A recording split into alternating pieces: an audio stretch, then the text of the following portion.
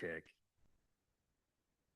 All right. Good evening, everyone. Thanks for coming out tonight. I'd like to call to order the Oakland Town Commission meeting for June 9th, 2026. Everybody, please stand for the pledge and remain standing.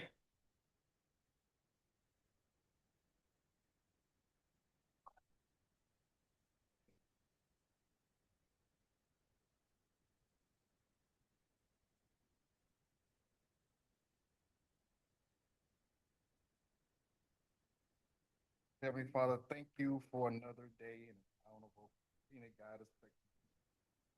Thank you, Lord, for as we approach 250th anniversary of our country.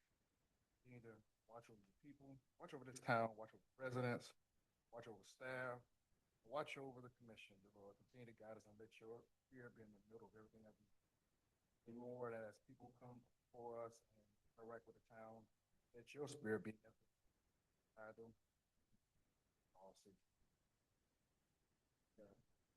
Thank you, sir. All right. Good evening, Kathy. Good evening. Commissioner Keller. Here. Vice Mayor Satterfield. Mayor Taylor. Here. Commissioner Motley. Commissioner McMullen. Good deal. All right. Thank you, guys. So we'll move on to, we have a presentation tonight and a couple of proclamations. So we'll start first with the presentation. And Glenn Gilzine, how are you tonight? We'll let you go ahead and jump up and tell us what's happening in the state budget in Tallahassee.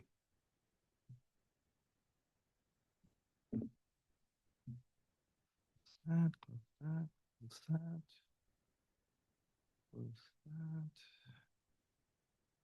Yeah. Okay. I think we're good to go. Well, good evening, Mayor, Commissioners, town staff, and residents of Oakland. Thank you for the opportunity to be here this evening. I'm pleased to provide a brief overview of the recently approved state budget and, most importantly, a highlight of a significant win for the town of Oakland. My name is Glenn Gilzine, and I'd like to introduce my colleague, Mr. Ron Brise. He's the Vice President of the Aero Group. Yes. It's these little wins, these little wins, especially with technology, because sometimes it doesn't work. All right, so our state budget, this year's total budget is $114.5 billion. And it reflects a responsible and balanced approach to meeting Florida's needs. It reduces the overall spending by $365 million compared to previous fiscal years, while making targeted investments in core priorities such as education, public safety, healthcare, infrastructure, environmental protection, housing, transportation, and tax relief. One of the strongest features in this budget is a commitment to fiscal responsibility, where the state maintains more than $14 billion in reserves. It includes an $8.6 billion in unallocated general revenue and $5.7 billion in the stabilization fund. For local governments like the town of Oakland, the state's strong reserves matter because they help protect communities during time of economic uncertainty, natural disasters, and unexpected emergencies. All right. So I also like to recognize a very important achievement for the town of Oakland. This year's state budget, the Aero Group successfully secured for the town of Oakland's legislative appropriations request of $1.5 million for the South Lake Apopka initiative. This investment will help fund the extension of the wastewater infrastructure in the North Portland Street area, supporting Oakland's ongoing effort to transition residents from septic systems to sewer service. This project will improve the water quality within Lake Apopka's watershed and protect natural resources, support reasonable growth, and enhance a quality of life for current and future residents. This project will have a direct and meaningful impact for the town of Oakland. The wastewater infrastructure investment supports improved water quality and responsible growth. It extends sewer service and supports Oakland's transition from septic to sewer services by reducing the septic sewer systems within Lake Apopka's watershed, this project will improve the groundwater and surface water quality. It's important to note that the benefit will also improve infrastructure, but increase the broader efforts to protect Lake Apopka. In short, this project connects four main priorities by moving septic to sewer, achieving cleaner water, protecting Lake Apopka, and supporting responsible growth for the town of Oakland. All right. This success would not have been possible without the outstanding leadership of the town of Oakland and strong support from your local legislative delegation. I would like to extend my sincere appreciation to Representative Spencer, who sponsored the project in the Florida House, and then also Senator LaVon Bracey Davis, who championed the project in the Florida Senate. Their advocacy and commitment to the town of Oakland helped make this appropriation a reality. I would also like to recognize the member of the Aero teams that worked diligently on behalf of the town through this entire legislative process. Mr. Derek Bruce, Ms. Julie, and Mr. Larry for their efforts, their guidance, their strategic relationships within the legislature were instrumental in helping secure the funding for the town. So looking ahead, and as I close, the win that we were able to achieve for the town of the 1.5 million through our efforts for this wastewater extension will also help advance the Oakland's septic to sewer transition to protect Lake Apopka support residents and going forward. Now, as we look to the future for the upcoming legislative sessions, the two pictures that you have there is Senator Jim Boyd and also soon as Speaker D, Sam Garrison, who would be the next Speaker of the House. It's important that we continue to build on these relationships as we move forward in helping the town secure additional resources in the future. All right.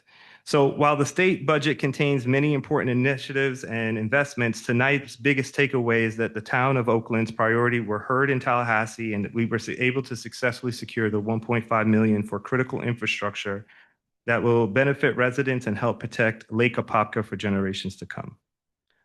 That concludes my update, and I'm here to answer any questions that the mayor or commission may have. Yes, sir. We appreciate the updates.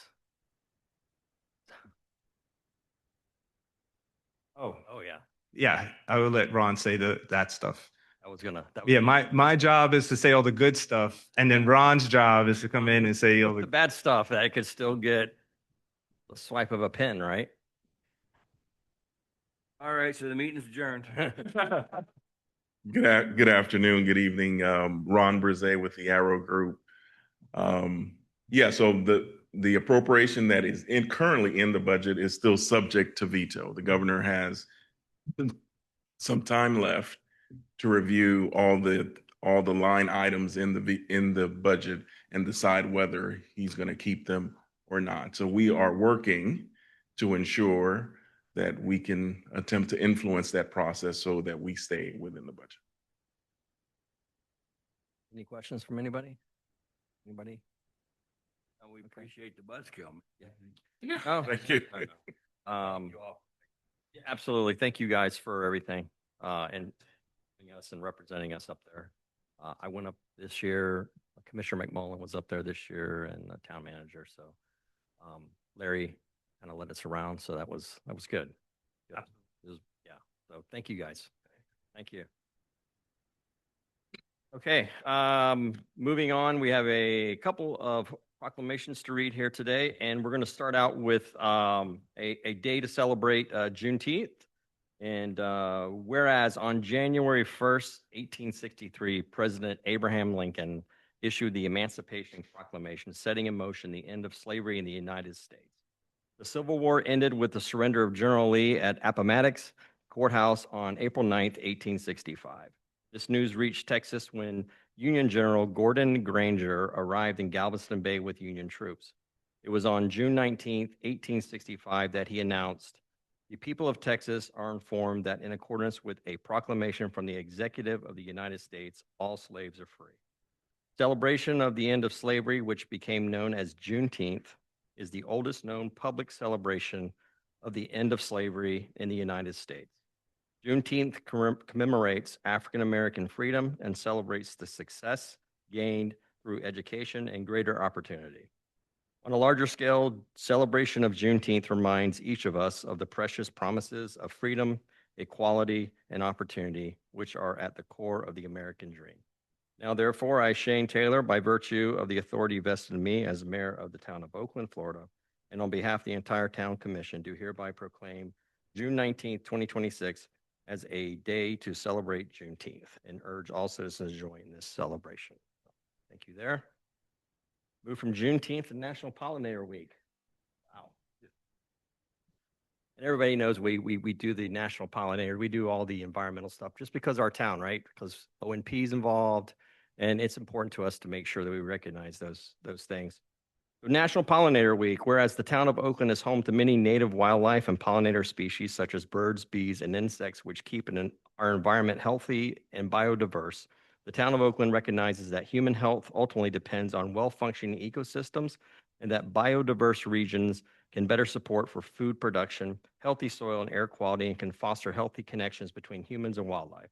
The town of Oakland is working to build a healthy, sustainable, and wildlife-friendly community that brings the many benefits of nature to all corners of our community. Pollinators play an important role in maintaining a healthy ecosystem. Local plant species, wildlife, and urban agriculture all depend on pollination from bees, butterflies, and other insects. In urban communities, pollinators play a crucial role in maintaining sustainable urban agriculture and local community gardens. Pollinator species are in decline due to habitat loss and the use of pesticides causing species like the monarch butterfly to decline significantly in the past 25 years. National Pollinator Week is a national initiative that offers opportunities to individuals and communities to help restore native habitat, support local pollinator species, and the town of Oakland will continue to support local, state, and national efforts that protect, restore, and conserve habitat for pollinators, as well as foster a greater connection between residents and wildlife. Now, therefore, I, Shane Taylor, by virtue of the authority vested in me as mayor of the town of Oakland, Florida, and on behalf of the entire town commission, do hereby proclaim June 22nd through the 28th, 2026 as Pollinator Week in the town of Oakland, and encourage all residents to participate in community activities that support the celebration of pollinator protection. If that was a proclamation on Raccoon Week, I would not be reading it. Raccoons in my attic, so I'm trying to, get them out, but yes. We'll wait a month. Yeah, thank you, guys. All right, so moving on, next item on our agenda is the consent agenda. And on the consent agenda is the approval of May 26, 2026 Town Commission's regular meeting minutes, approval to sell and serve beer and wine at the September 2026 block party. And that's actually on September 18th, I think, from 5:30 to 8 is what I got a note here from. And authorization to piggyback on the Toho Water Authority agreement with Asphalt 365 Inc. Any questions or comments on the consent agenda? No, hearing none, seeing none, we'll entertain a motion. Consent agenda as presented. Second, Second. all in favor? Aye. Aye, all right. Okay, so moving on to ordinance, and our first ordinance up is a second reading of ordinance 2026-02, and I think you have to read the ordinance first, correct? An ordinance of the town of Oakland, Florida, adopting a small-scale town future land use map, amendment of its comprehensive plan from agriculture to low-density residential for certain real property owned by Floriano and Niza Putina, located at the following address: 2253 Bayline Road, as more particularly described herein, with an approximate size of 12.91 acres, making findings and providing for conflicts, severability, and for an effective date. Okay, thank you. We do the second one later, or you want to do them all together? Do them separate. We'll do them separate. I'll just give an overview for both of them. So good evening, Mr. Mayor, members of the commission. I'll keep this one brief. As mentioned, this is the second reading of these two ordinances. As were mentioned, are to change the subject property from agriculture to classifications that permit single-family residential development. As a reminder, this is for to facilitate the subdivision of the subject property into 5 distinct parcels of land. The two ordinances before you tonight have not changed from first reading, which was on May 26th, and staff is here for any questions that you may have. Thank you. Thank you, sir. Any questions or comments on the table? No? Okay. So it is, we'll open up to the public if anybody has any question or comments in the public about this ordinance. Okay, seeing none, we'll close the public comment and bring it back here and entertain a motion on this ordinance. 2026-02. I'll make a motion to approve the ordinance 2026-02, second reading of ordinance amending the small-scale future land use map for 2253 Bayline Road as presented. Okay, second? All in favor? Aye. Aye. Okay, and then we'll move on to ordinance 2026-03. And you'll just read that one, right? And we'll vote. To read this one.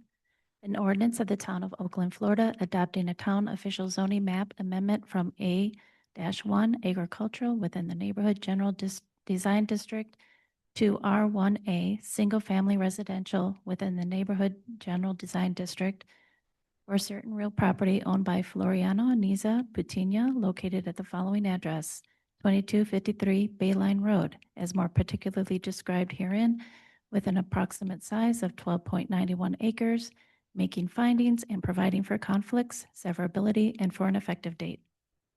Okay, thank you. All right, same drill. Is any questions or comments on the table? Okay, we'll open to the public. Anybody in the public have any questions or comments on this one? Okay, seeing none, we'll close the public comment and bring it back here and entertain a motion. I'll make a motion to approve ordinance 2026-03, second reading of ordinance for rezoning of 2253 Bayline Road as presented. Second. All in favor? Aye. Aye. Okay. Good deal. Thank you, guys. Next on the list is the public hearing, and this is the public hearing for transmittal of the Tubb Street, Oakland Avenue Overlay District's Comprehensive Plan Amendment. And presenting that tonight will be Katie McGruder with Dix Height and Emily with Kinley Horns here too. Right. How are you?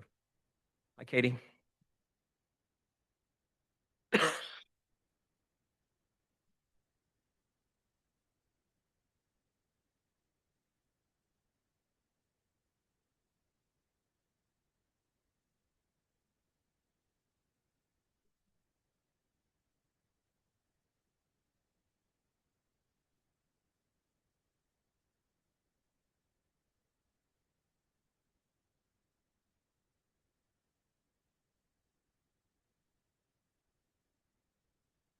Hello, members of the Town Commission. My name is Katie Magruder.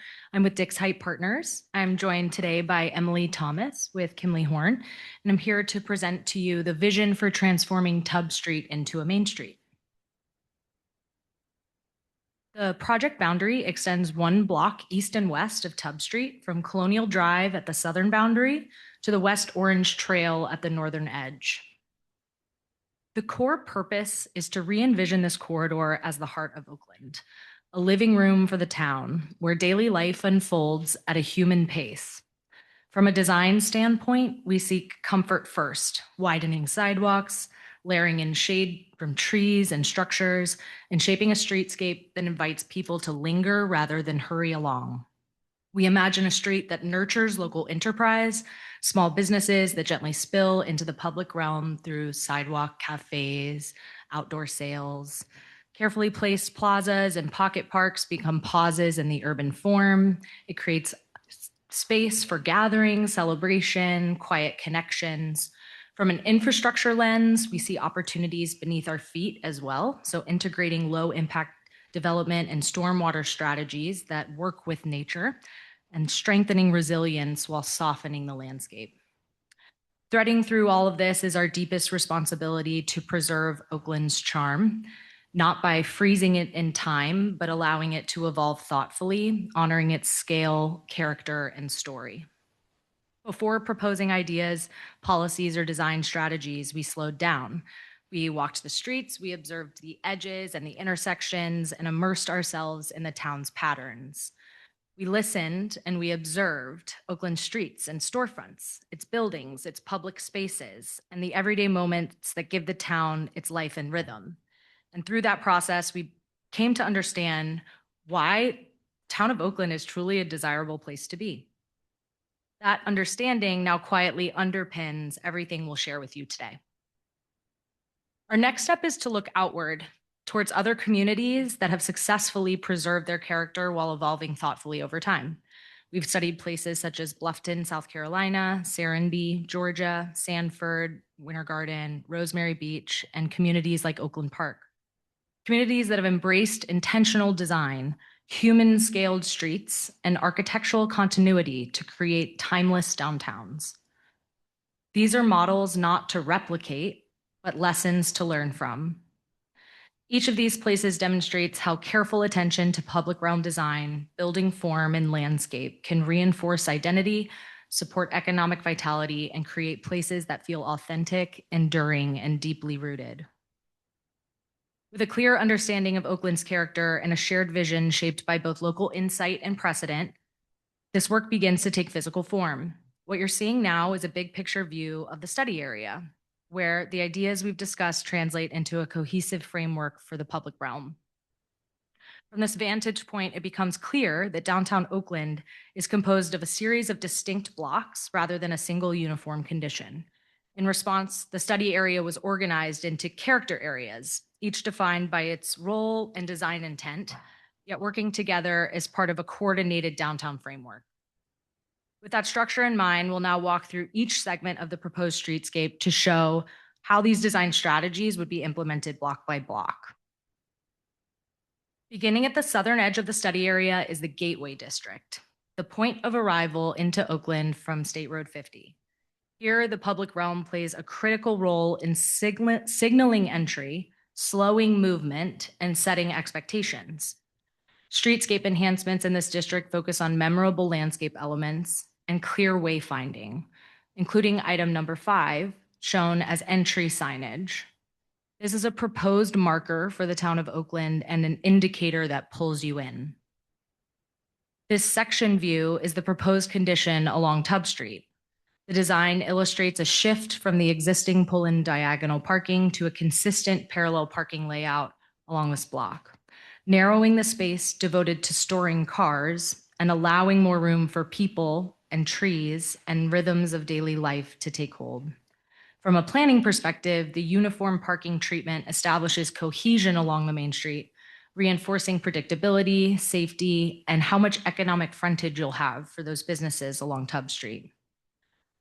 Moving north, we want to reinforce a clear sense of arrival at Sadler Avenue, where the surface shifts from asphalt to brick. An architectural column serves as visual markers of identity, signaling entry into a special place.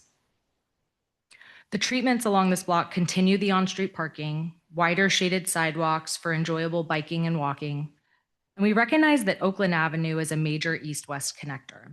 We reviewed a previous proposal submitted at the southwest corner of Oakland Ave and Tubb Street intersection. So the drawing you see here is repositioned a bit to remove any curb cuts along Tubb Street that perverse the streetscape and save the large oak tree at the corner. That's number 7 labeled on the plan, and locate the proposed plaza space to be adjacent to that corner and activate that corner, just slowing down traffic by people even just being there. This is a view looking north down Tubb Street between Holt and Oakland Avenue. Notice the Prairie House Coffee Shop on the left to orient you. I need to go back, sorry.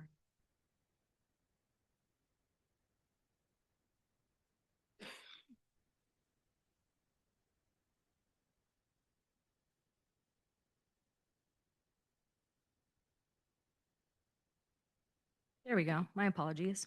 The intersection design incorporates traffic calming strategies to slow vehicles while introducing visually appealing floral elements that enhance the public realm. Together with subtle branding features, these components signal a transition as you enter the cultural center of downtown. And that leads us to the Canopy District. This segment builds on materials and character that already exist today. Brick paving is present in portion of the block, and the proposal extends that treatment continuously for the full block length, reinforcing its historic identity. The design also acknowledges future opportunity. Across the roundabout from the existing town hall, there's potential for a new commercial or civic development, assisting in anchoring the town center.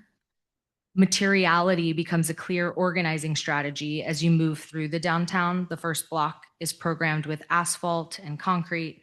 The second block transitions to a mix of concrete and brick, and the central block is envisioned as all brick with integrated landscaping, marking it as the focal point of downtown.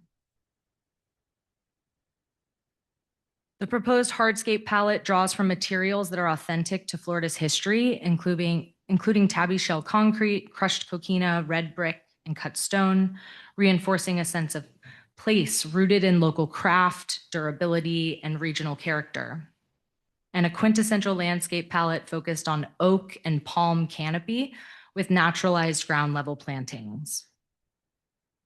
Oakland's charm and historic character are already evident, providing strong bones upon which to build a true destination, one that fosters daily community life for residents while creating a memorable experience that invites visitors to return again and again.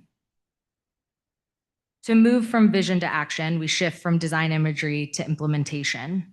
The next step in our role was to translate these ideas into policy by amending the Tubb Street, Oakland Avenue overlay within the comprehensive plan. The overlay will establish enacting policies to guide future development and public investment, including expanding permitted uses, promoting active ground floor uses, and allowing greater density and intensity than the underlying future land use. Incentive tools like density bonuses offer developers options for development enhancements that align with the downtown vision in exchange for additional units or additional commercial square footage. And we'll go over those options here in a minute. The existing overlay identifies 3 separate nodes, which are proposed to be replaced with a unified Main Street sub area of the overlay. This new sub area focuses policies around exactly what we presented in the vision today. So small town charm, improved streetscaping, neighborhood-oriented businesses, urban design and architectural standards, and enhanced connectivity and walkability.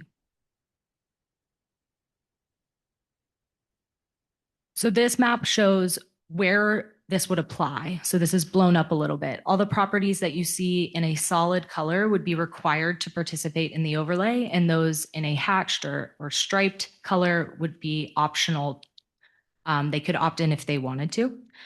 I just want to reiterate that this is only for new construction or major renovations. So properties will continue to exist in their current form until such time as a major redevelopment or a knockdown rebuild. The Main Street sub area will further implement the vision by establishing clear maximum densities and intensity levels tailored to each character district. This ensures that future development respects desirable scale and context and small town form while still supporting appropriate growth. So circling back to the density and intensity bonuses, developments may qualify for bonuses through the following: vertically mixed use developments, sustainable development certifications such as LEED, infrastructure improvements, workforce housing, or an enhancement that's not otherwise required by the code that's proposed by the applicant. Could be something like a publicly accessible park or plaza, public art, or publicly accessible parking. Applications for development within the overlay would follow the procedures outlined here.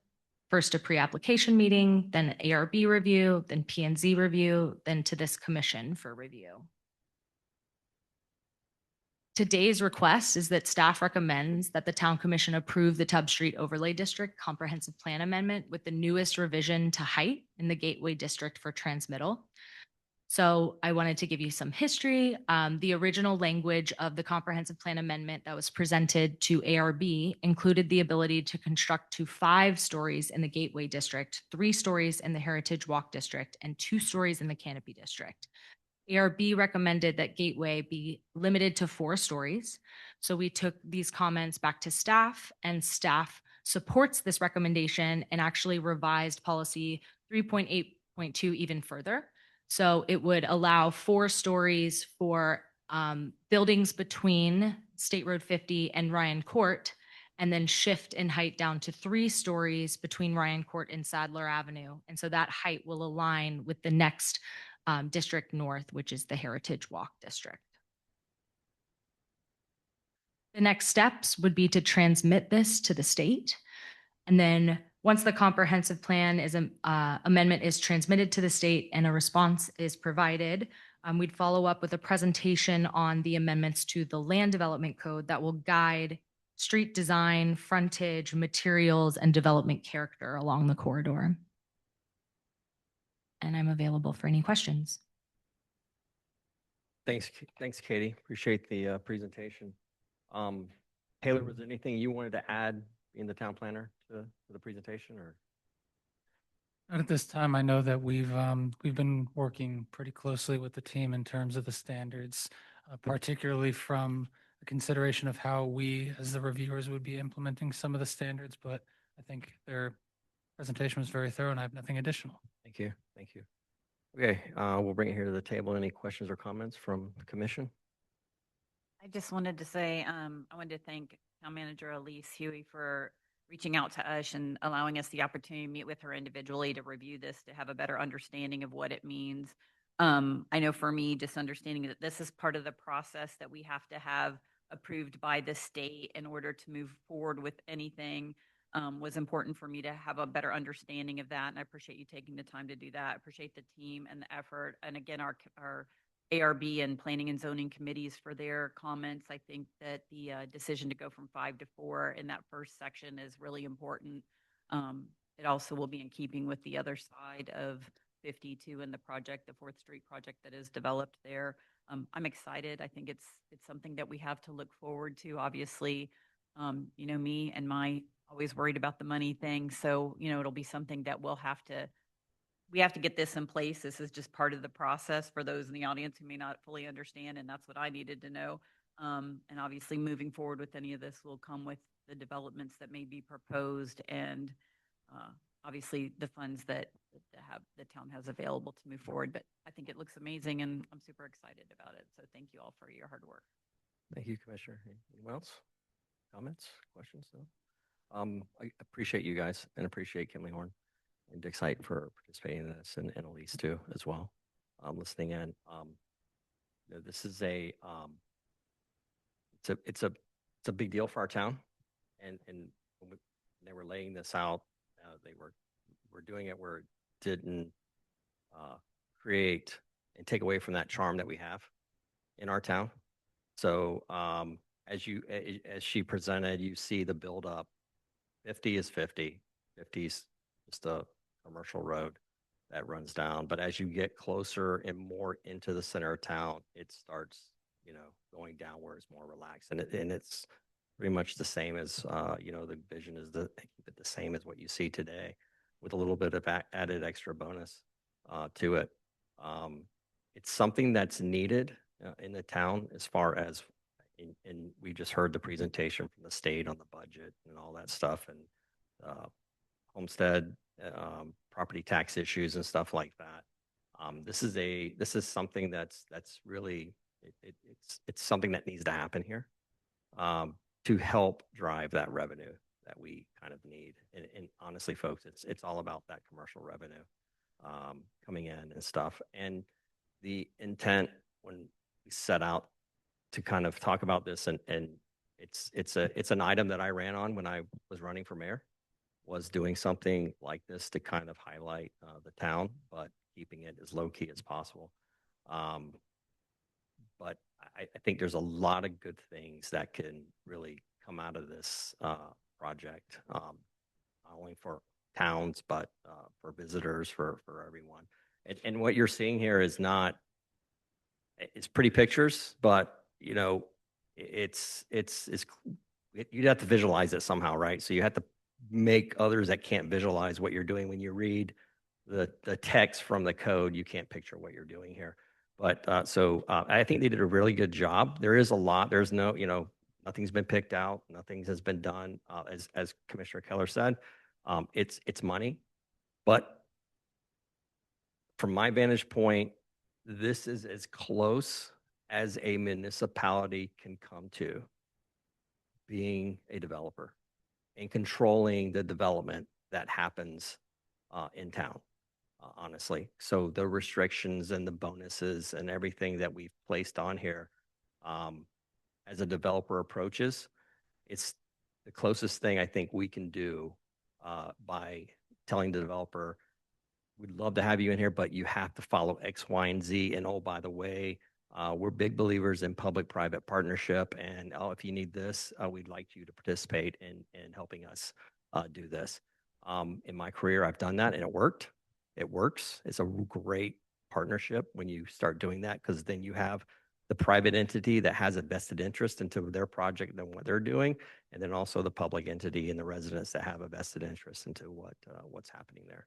So from my standpoint, I think it's great. I'm excited. I can't wait to see what comes of this. Oh yeah, thank you guys. So anybody else? And if not, so it is a public hearing. So if anybody in the audience have any comments or questions, I'd love to hear what you think. If it's good, bad, whatever, please, Carlos, coming up. Right, so I didn't even know Oh, thanks. this was gonna be here today, but cool. 1408 Planted Pine Street. So two things.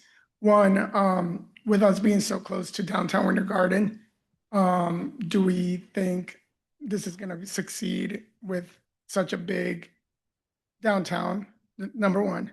And then number two, if so, is this the answer oppositely to that becoming so big and kicking out those small town businesses for us to kind of become the alternative to that, kind of losing that small town kind of vibe, and then we would be maybe a alternative to that?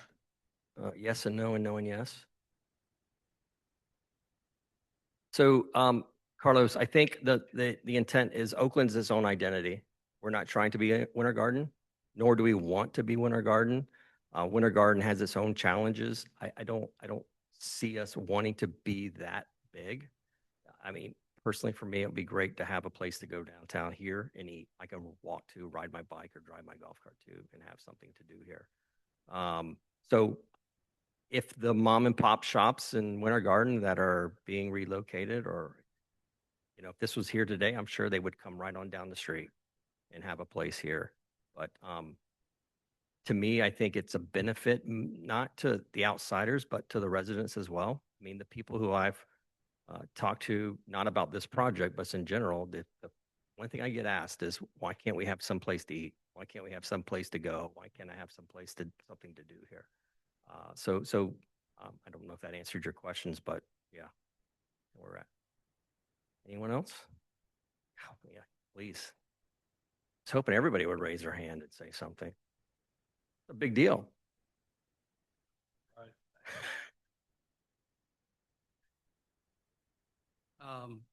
First time I'm aware of this, but thinking about Winter Garden and what they went through, certainly a success down there. But one of the things they had was room to build parking garage and accommodate, even though it's crowded still, whatever this is going to attract. And I don't know that there's enough citizens in Oakland to support both businesses that are projected here, or we're looking for outside people to come in and support this. Where are they going to park? You know, I mean, basically, this is like two projects to me. There's a beautification of Tubb Street, a nice sidewalk, different parking, and, you know, adding brick or whatever. That's nice.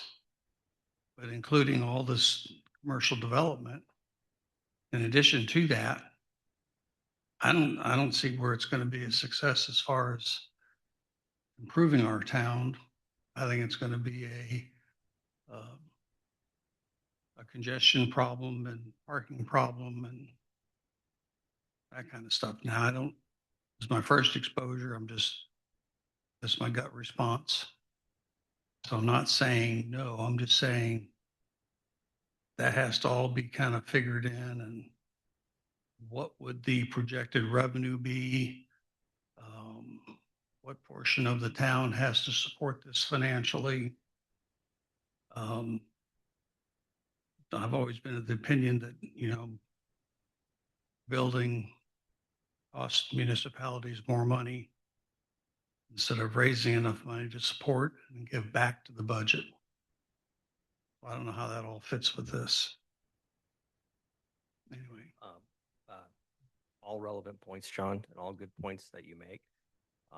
Do we have something in the code about parking, I think, right, Katie? I'd be happy to provide some clarification on that. So at this time, the only no pricing has been done here, and there's no fees or anything that are coming to the town now. We have worked with staff to provide a number of different grant opportunities that are available, and they're searching for means of funding the public realm improvements. But I just wanted to clarify that the development that's proposed here, the rules around the development that's proposed here, it will come through incrementally. So this is all privately owned land. So as property owners come forward and want to redevelop, the goal of approving something like this is that you don't have to negotiate standards for every development independently, and therefore getting an inconsistent public realm and streetscape. When you establish these rules ahead of the development, as they come forward, they have a streamlined review process where the standards are the same along that block face. So it actually ends up saving staff time in negotiations of site plan reviews when you have consistent standards along the corridor. So at this point in time, the city is not investing in any of the commercial spaces that were shown in the presentation. Those will come forward as property owners come forward and want to develop their individual properties, but they'll have this standard set of rules to go by so that you have consistency over time along the corridor. And then to the comment about parking, the on-street parking that's proposed here will provide more parking than exists today. And within the rules, which we haven't gotten into with this board yet because those really belong in the land development code.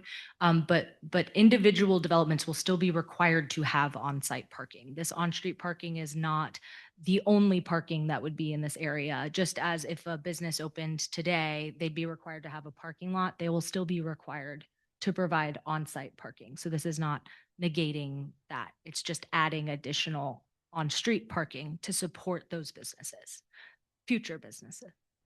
Yeah, thanks, Katie. And Mike, and John, I know that the parking issues, like for Winter Garden, for example, when you go to a restaurant, they actually have the developers sometimes pay into a fund, a parking fund, and then Winter Garden will go and set land aside and we'll go purchase land to build parking lots. And you've seen those in the parking garage or the surface parking lots behind the Edgewater Hotel, or the one that he just recently opened down by the old telephone place. So I think those are just things that we have to be mindful of and work out, but I think a lot of it has to fall to that private entity that's going to come in and build something. Again, this is kind of the blueprint. So when they do come in the door, we can say, this is what we need you to do. It's what we want you to do, type thing.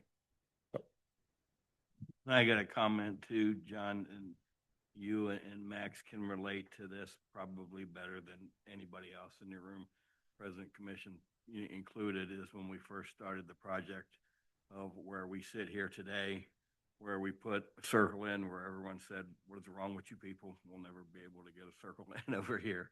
How do we put a school over? It was kind of just the vision that came first, and then us kind of taking the, I probably call it a leap of faith, and then a slow burn move to get things going, so that we could back up and say, maybe that might not work. So I kind of relate it to that, where we started in that building across the street with John Vanderlei trying to plan all this stuff out. So we're kind of at it again on a little bit bigger of a scale, but it's kind of the same concept. Let's just kind of throw that out there and see what we come up with, so we can kind of make Mayberry look more like the TV show does now, because it has nice stuff on it too. So, but we're still going to call it Mayberry. That's kind of where I look at it as. And that was some of the clarification that I think it helped when I met with Elise. I had questions about parking as well. And again, it is private land, but when those folks come forward, what I learned about this process is, when I met with Elise, is that you have to file this comprehensive plan information with the state and have this in place. It protects us, as others have said, that when the developers come in, being able to just kind of do anything within what our current comprehensive plan was. So this kind of allows us to help them, or take advantage of the fact that if they want to build, they follow within the guidelines so that we develop that main street. I don't think there's any fear of us being like Winter Garden. There's not the space for that to happen. We're talking about a few pieces of commercial land that are really accessible. This is just that first step in the process. And again, all of those projects that will come forward will still have to go through all the same steps that they've had to before. This just creates that, what we want our vision to be, so that we do maintain what we want Oakland to be. And it's just an important step in that process. And again, I don't think there's any fear of us having,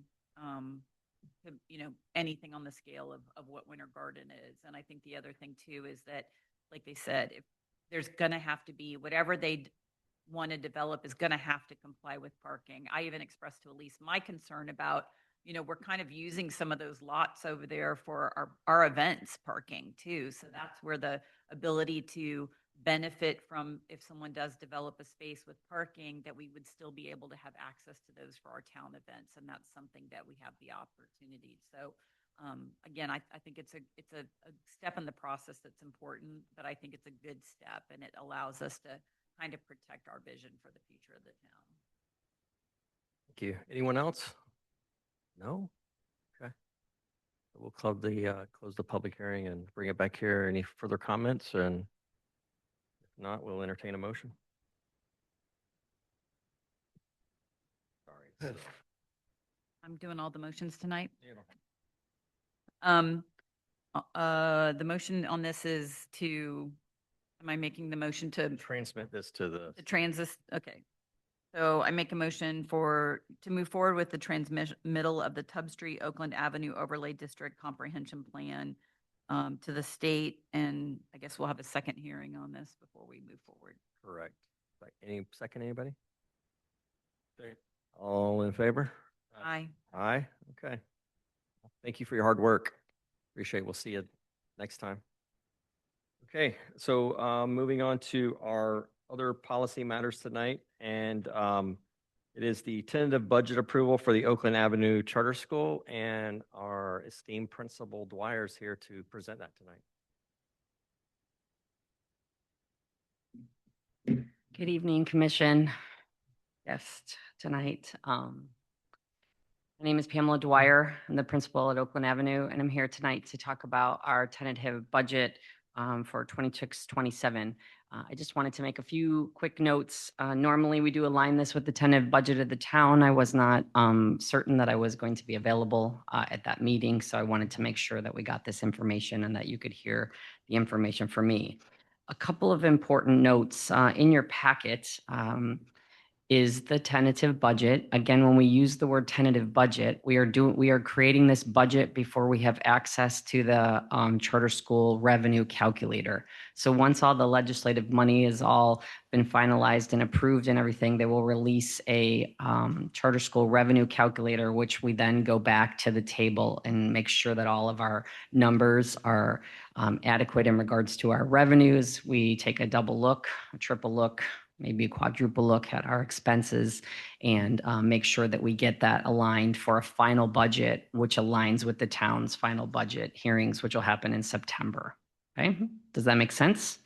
Okay, so at this time, I wanted to make a few points in regards to this budget and what you see in this long list of items. So it's very important that we emphasize that OACS is fully funded.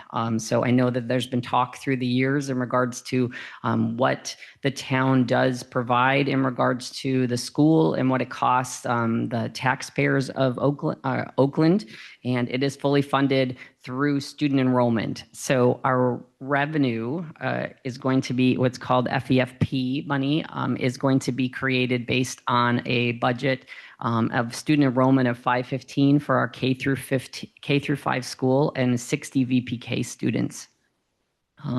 We used our revenue and we calculated a 2% increase from the 2025 school year, just based on what it's looking like in regards to what's proposed out there for legislation. So we will know where it all lands here pretty soon in regards to that.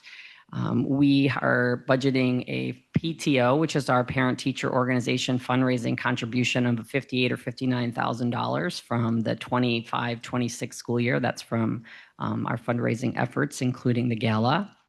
We do plan to have a salary increase of up to 3%, and that 3% for staff is based on performance ratings. And we work through that in July and apply those for the start of the school year in August.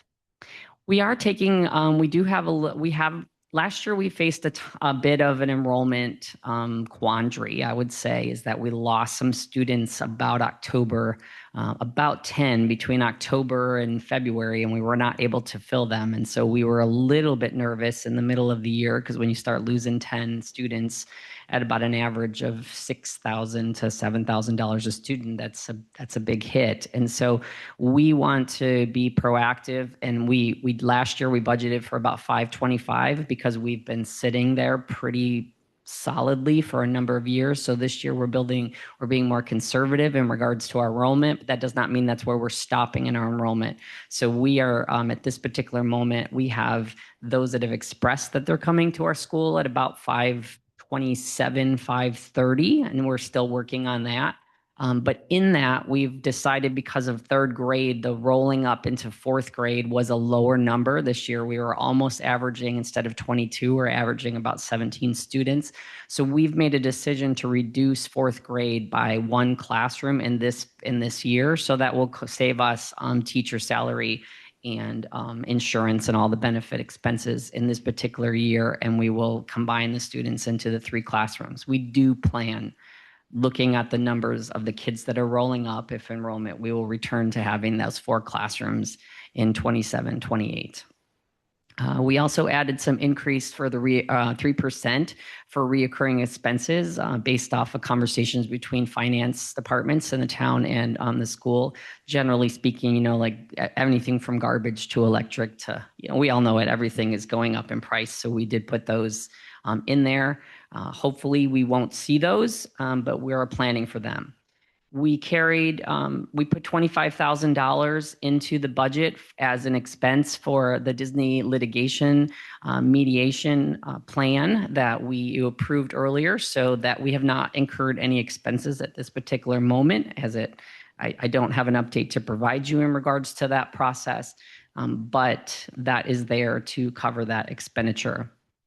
The other thing that I wanted to draw attention to is that there's an additional line item on there, about $200,000, that we plan to bring forward into the next fiscal year, because starting in March, we received our proportionate amount of sales tax from the district.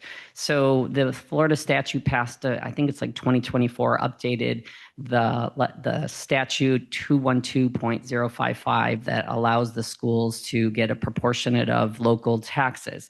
We started receiving in March about $70,000 a month extra from that. We have not been able to confirm what the amount is for next fiscal year. So we have been trying to get at that. So we're being conservative, very conservative in regards to what we're budgeting, and hopefully that we find ourselves not having extra, so we can continue on with that process of being able to build reserves and generally offset budget expenditures. And I'm going to go over through some of the budget expenditures that we added for this year, or what are the highlights of them. And then also we have the potential, hopefully through mediation, a potential to come up with some kind of settlement, whether it be a reduction in the amount that we owe or settlement just being done with it. Okay. The Disney litigation in regards to their taxes, the estimate has been setting at about $300,000 that we anticipate owing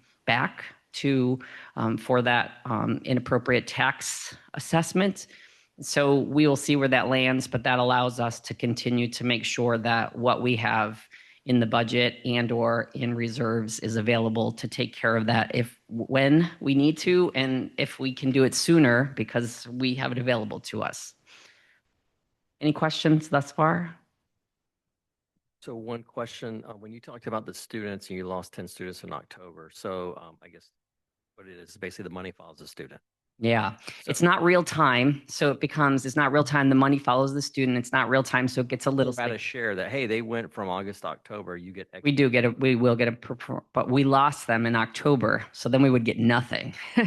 So you know what I mean? So we could have them for 3 months and they could incur expenses, for obviously that time period. They leave in October. That's when it hits us. Now in February, it trues up. So we also had that happen to us last year. We had a true up from the year before, and then we owed $10,000 back for, enrollment here or there. So it's not real time, and it is definitely watching it. So we do the best that we can. We are seeing similar to what the county is seeing, is that many families are making the decision to use what is commonly known as the voucher system to homeschool, attend private schools. People are moving too. You know what I mean? We've seen this for a number of years, that our upper grades will try to position themselves to get their students in what they would deem as a more close-knit middle school versus the local middle school that we're zoned for. So it's been that way for a number of years, but it's always kind of worked out. Last year, it just hit us and we got real nervous, but we had some discussions and then it ended up being okay. So did I answer your question? Okay, good. All right. I've got a question. Okay. Mm-hmm. As it relates to the allocation budget for the Disney litigation mediation, is that a self-derived 25K, or is that a 25 proposed budget that may have been provided to you by the counsel or firm that will be handling the The mediation? counsel. Yeah, the counselor. Yes. Our attorney recommended that's the amount that we request for our budget. So the planned capital projects for this particular year is that we're going to have the student bathrooms remodeled. That's been on the plan for a few years now. It's time. The stalls have been there for 22 years and we've painted them and redone all them, and it's time to get that taken care of so that the hinges swing properly and do all those things. So we're working on it. It's time to replace student computers.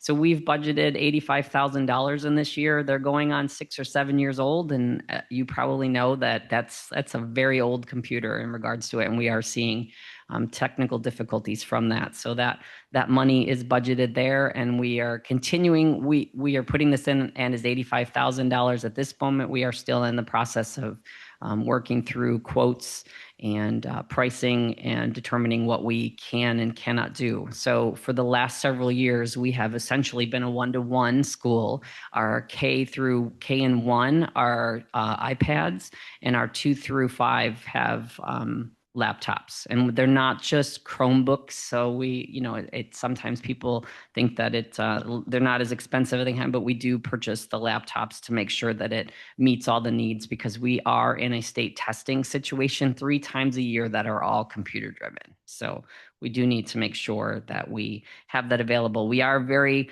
conscientious of the pendulum swing in regards to the talk of individuals in regards to how much screen time students are on. And so we are very cognizant of that and make sure that any particular programs that we're using are very aligned with making sure that we're continuing to promote a good balance in regards to screen time.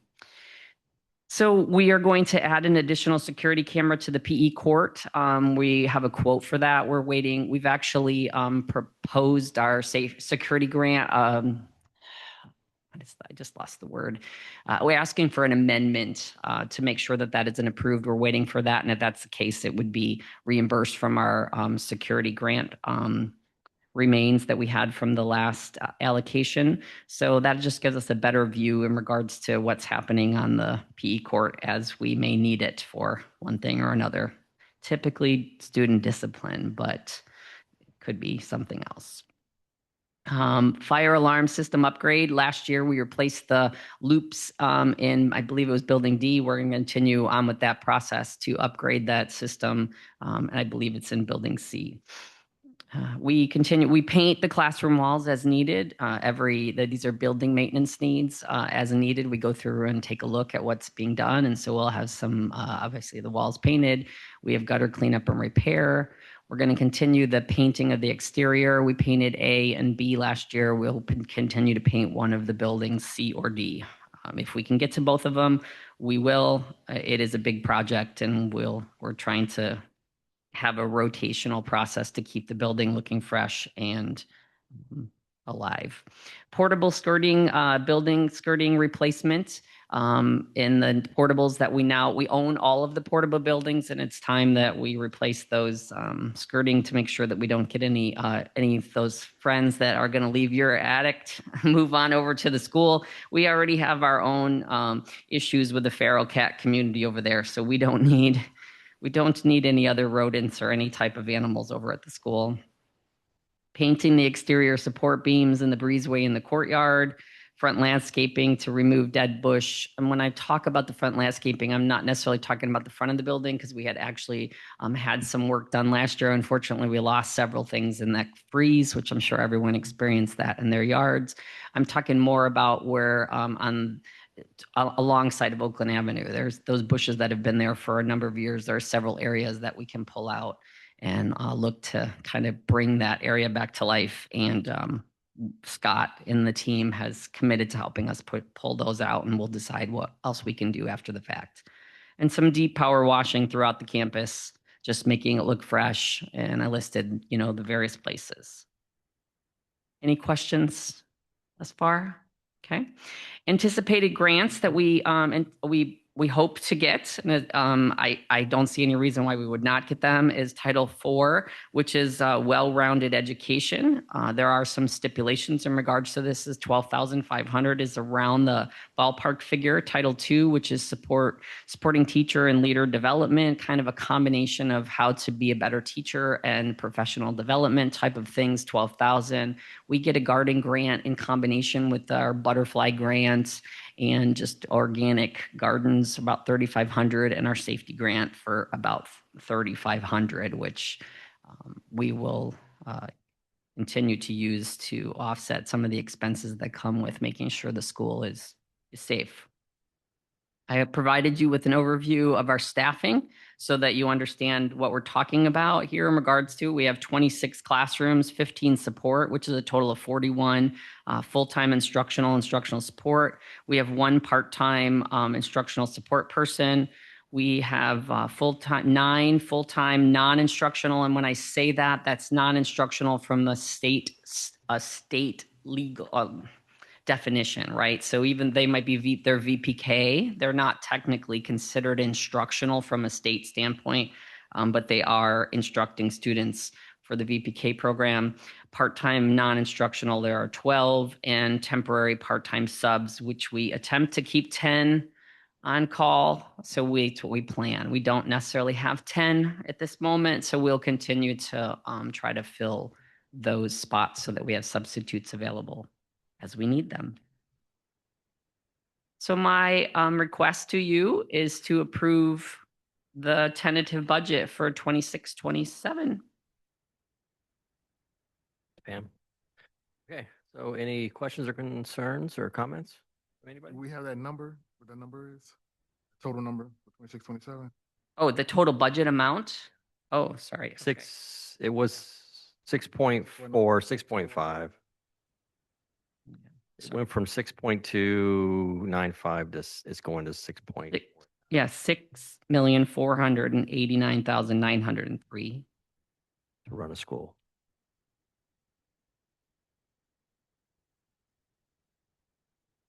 Anyone else? Okay, so nothing else, we'll make a motion, please.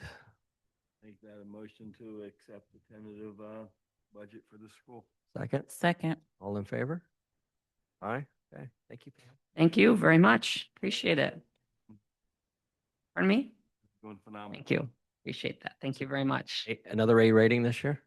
We believe so. We won't know for sure until probably around the 4th of July, but based on our calculations, it's looking that way. They could rearrange their numbers, which they like to do, but it's looking good. Awesome, thank you. Okay, thank you. Thank you. All right. Moving along, and it's where am I at? Public forum. And this is where we'll address matters or hear out anyone who has anything that's not on the agenda tonight. So do we have any takers tonight on anything? Yes, sir. One time, Carlos. So once again, Carlos, let's give up 1408 Planted Pine Street. My bike, I was just biking and I saw it. So a few months ago, the 7-Eleven transitioned to, I guess, another gas station. But is it really a gas station? Is it a smoke shop? Is it a outdoor venue that has a tent that has parties till 2 a.m? Is it a fruit stand that now the place where they would do car wash or something like that? Like people are cutting fruit there or something. I don't know. So I'm just concerned that it went from being like a legit 7-Eleven establishment to now being a smoke shop that sells all kinds of crazy stuff. And what kind of clientele is it attracting? What are these parties that are happening until 2 a.m? I guess, what are the rules with that? Did you guys know that that business was going to happen? Has the police been called? Has anything ever happened? So before it escalates to something more, has this been put on anybody's radar? What are we doing with this business? Are we looking into it? Did they have to apply to become a smoke shop? I looked at Elise and Elise just pointed right to Chief. I got you. Here I am. I can speak to some of that. I can tell you this. We assisted the DEA and they went in there and did an undercover operation and they were able to seize a small amount of things that are actually illegal. They're handling as far as penalties go and things like that. They have to send the things off for testing and whatnot. But everything that's in there that is being sold right now is 100% legal. We did take that action when we heard something. I can tell you myself, I came in a month ago and worked a Saturday night and went there to that tent. The tent is totally legal within our code and whatnot. And I was shocked. I called the mayor and said, "You're not going to believe this." But for one, everybody was dressed very nicely. It was like a fine dining establishment in a parking lot. Okay. Couldn't believe it. The food was phenomenal. The people were great. There were no issues. The only issue was parking because they were doing such a good business. But they are permitted. We've had code enforcement out there. They did identify a couple violations. They held them accountable and they fixed the violations. So everything I can tell you as of today is on the up and up. I can't tell you what's going to happen in the future. Okay. I can tell you that they are operating legitimate businesses right now. So according to the town ordinances, a smoke shop can just pop up. That's a legit business. There was no applications that needed to be submitted or anything. Definition, it that. doesn't fit the definition of a smoke shop. It is a smoke shop, right? I mean, they have signs saying it's a smoke shop. We took those down. Oh, okay. So they were threatened with fines and having to see the magistrate. They took those down. They had flags, banners, Right. gone. Okay. Those type of things. But by clear definition, it doesn't fit the definition. 51% of their sales is not involving smoke shop. Do they sell items? Yes. They sell smoking apparatus, if you will. So does 7-Eleven, right? But if 51% of your sales is not that, you don't fit the definition of strictly a smoke shop. They still fall under the definition of a convenience store. So you guys are just keeping an eye on it and making sure everything's good. You could say that, yes. We're definitely keeping an eye on it. Awesome. I mean, I don't know, the tent part. I mean, have you been inside of it? You'll have to get dressed, Carlos. You not. You go check it out. Okay.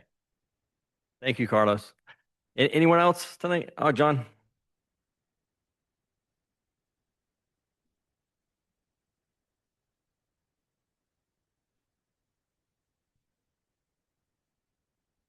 John Hammerstein. Just follow up with the road project. It seems to me that this project got stalled prior to the new budget coming in, meaning that the continued improvement of Vic. From my recollection, we left that we were going to delay improving that road because we suggested that we would pave that road because of where it connects everything. And that there was impact fee money available to cover that expense.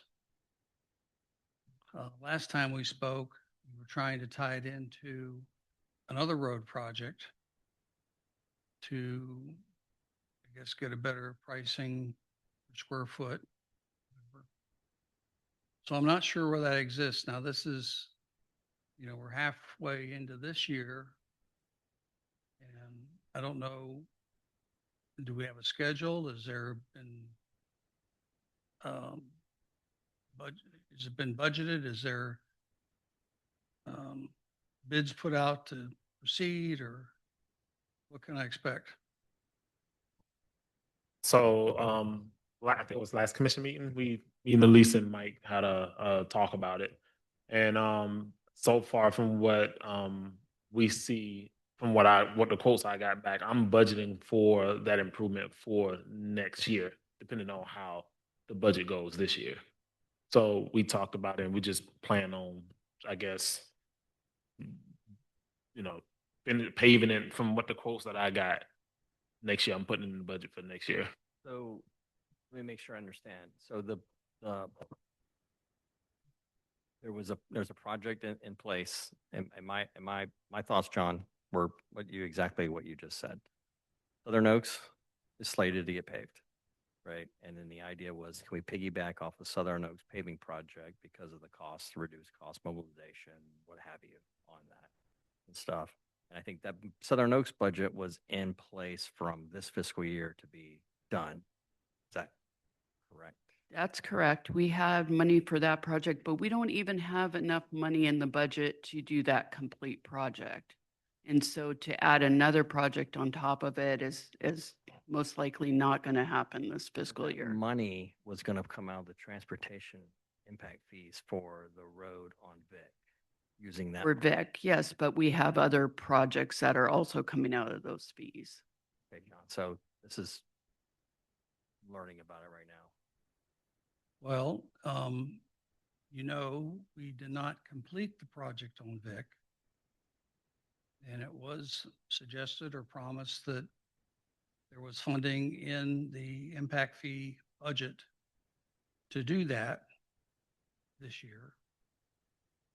And I'm hearing there's not enough money to do that, or possibly maybe being pushed out a year or more now. I'm a little confused about all this. Have numbers? Have we gotten bids on that yet? Yeah, it's over 30,000 just to do that. To Vic, just Vic. Well, and I don't recall it being promised. I recall it being considered to be looked into because we don't have a lot of extra money. So that was my understanding, is that it was going to be looked into to see if we could piggyback it on the other project or if we had impact fees. But I don't recall us ever promising or saying it could definitely be done. I believe it was said it would be looked into. And obviously it's looked into, and we don't have the funds to do it at this time. Is that what? That's correct. Are we doing Southern Oaks? Like I said, we have gotten bids for portions of Southern Oaks.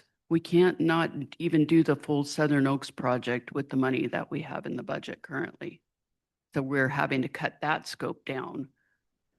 Just curiosity question, which came first, Vic Street or Southern Oaks in the planning? Southern Oaks has been in the budget since last year. Well, and Vic paving was a afterthought after some. Asphalt about millings. The millings, Mhm. not, Preliminary in, Yeah. in the plan. so that, all that requests by the residents was something, again, that was going to be looked into because we don't have extra money to do it. And I believe it was going to be considered on whether we had impact fees. And again, I don't believe anything, I don't recall us agreeing to do anything, but other than look into it to see if. it Well, would be- what I recall us agreeing to, the original paving of Southern Oaks or resurfacing of Southern Oaks, after a couple of product materials were used and poor workmanship by the company that actually did it, that was taken up, which included Vic and all of Southern Oak. And they were forced to, or you guys got another contractor to come in and redo that. But the promise was, we're not going to do Vic because we're going to pave it. And there was discussion about whether impact fees could be used for that. And it was decided by the council that yes, impact fees could be used to pay. So we can't determine whether impact fees, that has to be addressed by our attorney, and we. You can't you stand- guys can go back to your own notes And we can. and you Was. can understand that that's what was. was said. It was determined that impact fees could be used. Yeah, it was.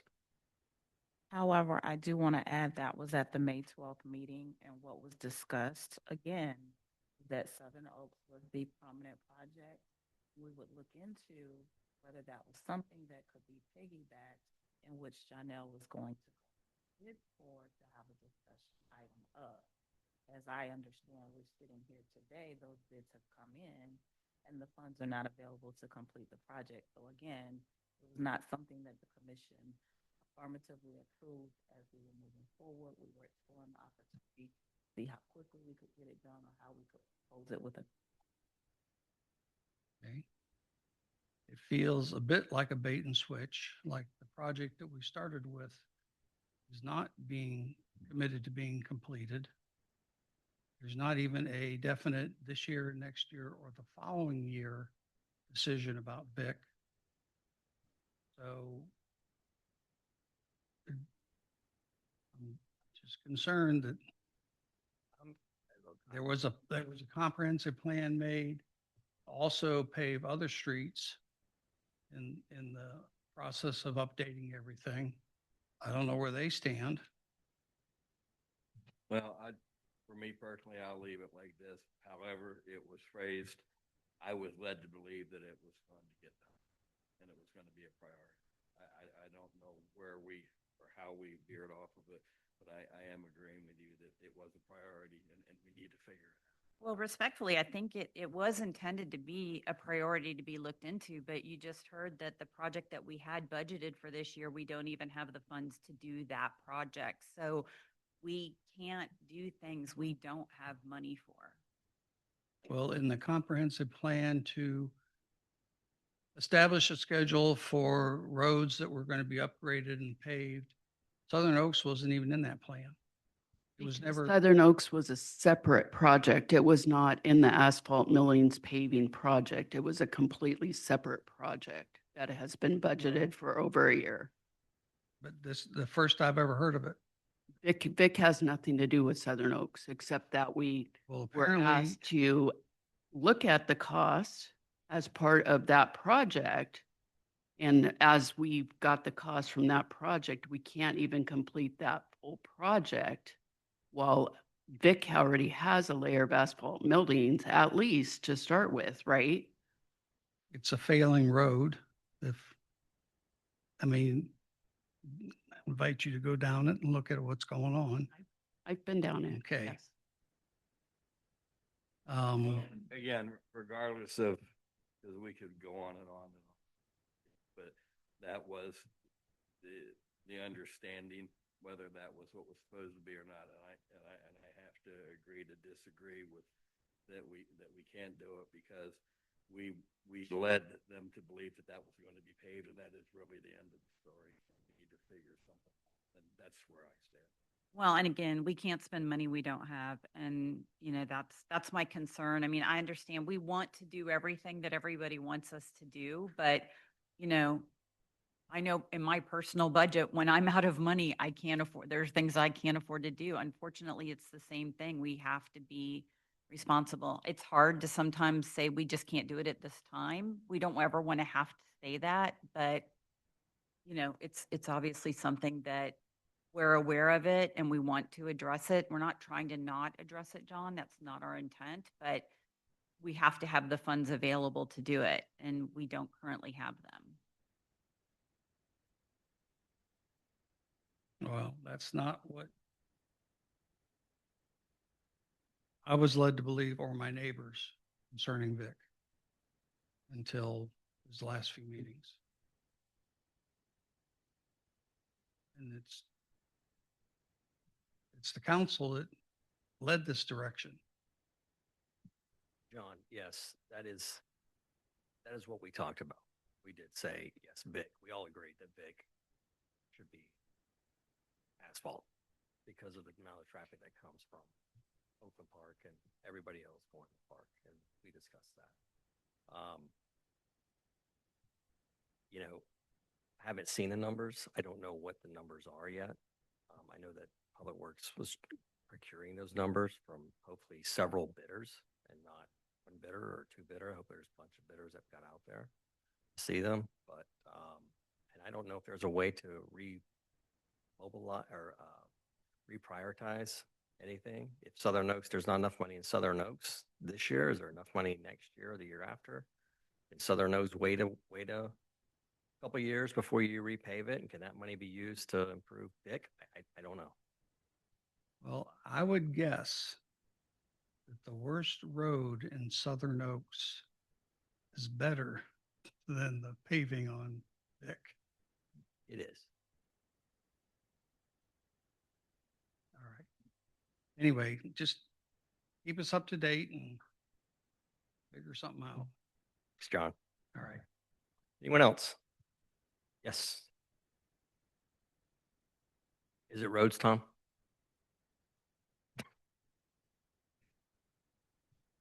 Yeah, say again. Is it roads? If you do pay Vic, we got a lot of little children coming.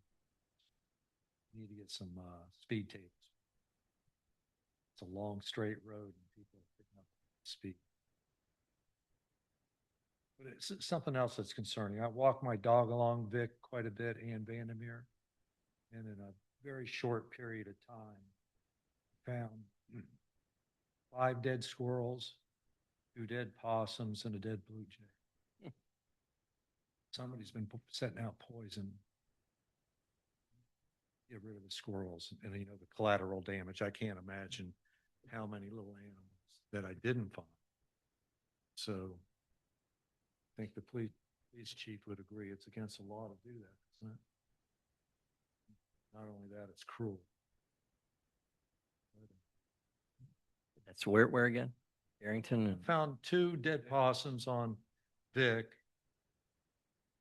3 squirrels on Vic, and 2 on Vandermeer. They weren't hit by cars.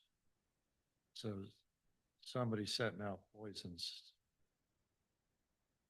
Sure to send out the squirrels or something. Anyway, that was a little concerning. Maybe we can post something somewhere to remind people that it's against the law. Sure. Thanks. Thanks, Tom. Anyone else? Yes, sir.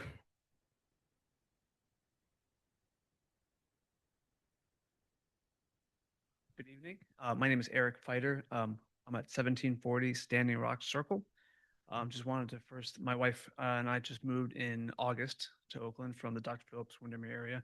So just wanted to first thank you, everybody, for the welcome we've received from from everybody at Town Hall, from Faith and her team to some of the police officers I've met at Tractor Supply. They've all been very accommodating, so thank you for that. They've also helped us tremendously with a lot of permitting that we've had done recently for some improvements to our home. Everything's gone fine. One thing we just recently did was some new sod in the house. So we were questioning, because where we came from before, when we did sod or when we, in preparation for the hurricane season, we drained a pool and we'd have some, for the Utilities Commission, I think, some water credits for putting new sod down. You permit, we were informed that that's not the case here. I was told that it had come up in discussion before, maybe in the council prior. So I just wanted to call and see, or come and see if that has been an issue, maybe brought up or discussed. Specifically, like if you lay sod down, your water bill is 10 times what it was because you have to water it twice a day. We submit a receipt for the sod, and then previously we'd get like a credit for a percentage back of our water usage. Also for preparation for the hurricane season, when we have to drain a pool or something like that, the town usually says, hey, drain your pool to avoid collateral damage to the water systems and stuff like that. So I was just come to ask if there's discussion of that for credit for water in the future for the utilities division or something like that. Yeah, thanks. I'm not aware of anything. I don't know if staff has any conversation. The code doesn't currently allow for any reductions, but we'd have to change the code to be able to do that. Yeah, I do know. I think we talked about it last meeting, was about the watering of lawns, because we have a water storage issue here, and I know that we talked about established lawns, cutting down on those, and then following the St. John's rules on watering. I think new sod and stuff is like a 30-day period to water every day until it Yeah, gets established. I was told that, and it just was like they have to get a permit for it, and then you don't get fined for watering more. But I wasn't aware of that. But I'm glad we did it anyhow. And for us, it's done already. I'm just asking for the future, because then hurricane season comes, and if we drain our pool and you have to refill it, it might a couple hundred gallons extra to redrain your pool multiple times a year. It adds up. Sure. So that's what I was unaware. And again, being in a different town, I understand rules are different. I just wanted to ask if that was anything in the future that would come up. Yeah. And something like that, or if that's ever been discussed. Yeah. Just so I understand. Water's not cheap down. That's exactly why we're asking the same thing too. So, and then one other comment, if I can, just maybe for the police department, is on Old Highway 50. We're in Oakland Trails. There's a lot of like high speed motorcycles, vehicles going down towards the bike pavilion at night. And I don't know if that's been reported or anything like that, but we hear a lot of that. And I don't know if there's any solution to that, because our property backs up right to that old 50 road, right where the circle is, where the Acorn is. And there's a lot of high speed traffic going down there pretty consistently. We've noticed it getting a little bit increased more in the past month or two. So I just wanted to see if that was something that can be addressed or is being addressed. Yeah, sure. Thanks. Noted. Thank you. Anyone else? Okay, so we'll close the public hearing and bring it back here to town manager and department reports. I just have a couple things I want to cover. Ashley's not here, so I'll just cover employee anniversaries real quick. We have Jennifer Schrupp, who's at part-time at Oakland Nature Preserve, that has 1 year of service. And the rest are over at PD. We have Stephen Z, who's our part-time code enforcement with 1 year of service. Kirk Cruz, that has 9 years of service, and Jason Hayes, that has 10 years. So we appreciate all of their years of service. We have a farmer's market this Thursday, June 11th, and on Thursday, June 25th from 9 to 11. There's no farmer's markets in July, so we hope you come out in June and enjoy those. I do want to just touch really briefly on property taxes. For people that have been following the news, it's kind of hard to avoid it, but there will be a property tax ballot initiative in November on the ballot of some type or sort. I mean, we're pretty sure what it's looking like now.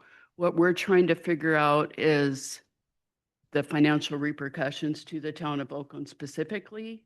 So we'll have our first budget work session June 23rd, which is our next commission meeting at 6:00 p.m. So we'll have more concrete information. We're going to try to do a 3-year projection so that everybody is educated as they go into vote about what that means for the town of Oakland. Kathy? No, I have no report. Nothing? I have some budget hearing dates. Do you want those? Oh, yes. Okay. I'll report. So as Elise just mentioned, our first budget work session is scheduled for Tuesday, June 23rd at 6:00 p.m. Our second budget work session is Tuesday, July 28th at 6:00 p.m. Our first budget public hearing is scheduled for Wednesday, September 9th at 6 p.m. So that is Wednesday because there's another meeting, I think, yeah, on the Tuesday. So, and the final budget public hearing is on Tuesday, September 22nd at 6:00 p.m. Thanks, Kathy. Okay, Gabby. Gabby and Todd. No, we're just working on budget. Yeah, that's gonna be a interesting one. If you guys want to come back and listen to that one, that will be a good one to listen to. Police department, anything good? Tuesday, several departments we have a meeting here at Town Hall to iron out the watering restrictions, violations, process, the procedure. Ourselves, Public Works, Finance, and the town manager, we're all going to sit down and everybody will be on the same page. So by Tuesday afternoon, the process will be laid out and not a problem. We have the door hangers. We got them ordered. They're delivered. That process should be fine. The only other thing I wanted to mention is a very, very good thing, I think, and it's not in my department. It's in the finance department. Yes. Sir, in case you don't know, Ty Brown recently obtained her master's degree and she deserves a huge congratulations for that. Congratulations.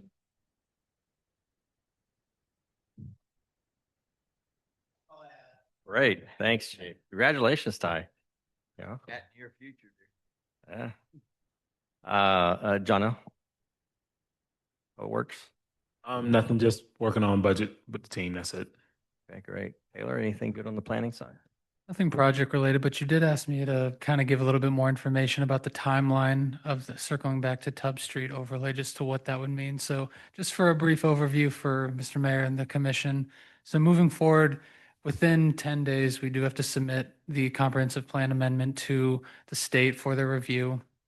For a comprehensive plan amendment such as this, the state essentially and the associated reviewing agencies do have approximately a month to get back a formal response letter.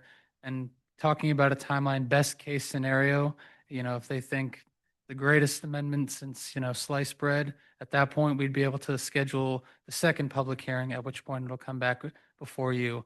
Going long term in terms of a quote unquote worst case scenario, from the time we receive that comment letter from the state, we do have 180 days to actually hold that second public hearing. So if there are some comments, a little bit of back and forth that has to happen with the state, we'd coordinate that with our team. Of course, Kimley Horn, Dix Height, along with town staff. So that's just a brief overview of the timeline moving forward with the comprehensive plan amendment. So 180 days, worst case. Roughly. Right. And then from there, developers start knocking at the door. Well, we would still, like was mentioned in the presentation, we still would actually have to put meat on the bone, if you will, in terms of the actual code language by which we would implement. And once that goes through its process, then the developers start knocking on doors. Okay, thanks. Thanks for that. Was everybody, Commissioner Keller? I don't have anything. Thank you. Commissioner McMullen? Oh, not much, just brief. Had a good meeting with Elise on yesterday, talking about property taxes and what's coming down from FLC. So just wait and see how it's gonna be strategized. Agreed. Commissioner Motley? Well, I think I'm almost 90 days in now. Yeah. So Okay. we're getting much.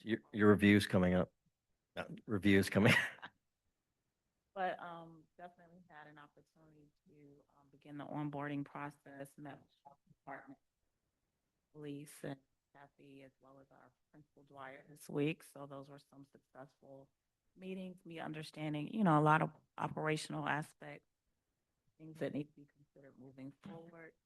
And I think the fun part of the last 2 weeks was the 5th grade flyaway. So I had an amazing time just being out and seeing the parents, the excitement for them moving on to their futures. Thank you. Vice Mayor? Did we mention the fifth grade flag? Oh, that's Yeah. right. Tom made a good point. Is there something we can do to delicately put out to people about poisoning of animals or something that's pretty important. So if we could, whatever we can do within the limits, then I would like to see that. And that would be it. Okay, thanks. For me, last night I had the honor of nominated by Gabby to give a talk at the West Orange Chamber of Commerce's Young Professionals Group, and talk to them a little bit about, what's it like being a mayor, and then what's it like being the business owner as well. So that was a very fun event. Thank you, Gabby and Elise, for attending, and Ty as well. I knew that what you had, I would have bought your dinner. But anyways, it was a great time at the chamber event. So thank you guys for that. Great. Other than that, that's it for me. All right, if our hearts and minds are satisfied, let's adjourn. It is 8:34 p.m.